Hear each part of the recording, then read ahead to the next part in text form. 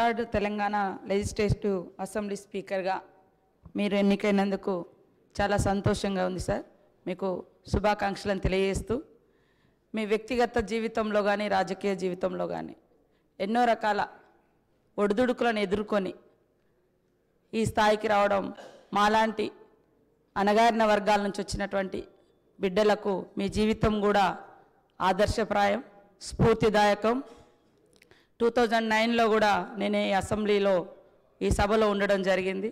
గత 5 years నుంచి మేమంతా పక్కపక్కనే ఒకే క్వార్టర్స్లో ఉండి మీరు ఎదుర్కొన్నటువంటి వ్యక్తిగత జీవితంలో మీ సతీమణి గారు కోల్పోవడం ఇట్లాంటివన్నీ కూడా మిమ్మల్ని చూసినప్పుడు మీరెంతో నిబ్బరంగా ఉన్నటువంటి తీరు ఇవన్నీ కూడా చాలా చెలించినటువంటి సందర్భం. ఈరోజు మిమ్మల్ని చూస్తే చాలా గర్వంగా ఉంది.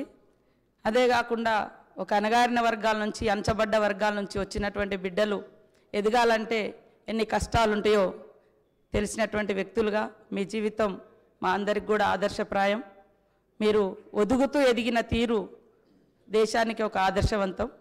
తప్పకుండా మీరు మమ్మల్ని అందరినీ కూడా సమన్వయం చేసుకొని సభ యొక్క ఔన్నత్యాన్ని, హుందాతనాన్ని కాపాడతారని భావిస్తూ ధన్యవాదాలు. సెలవు తీసుకుంటాను.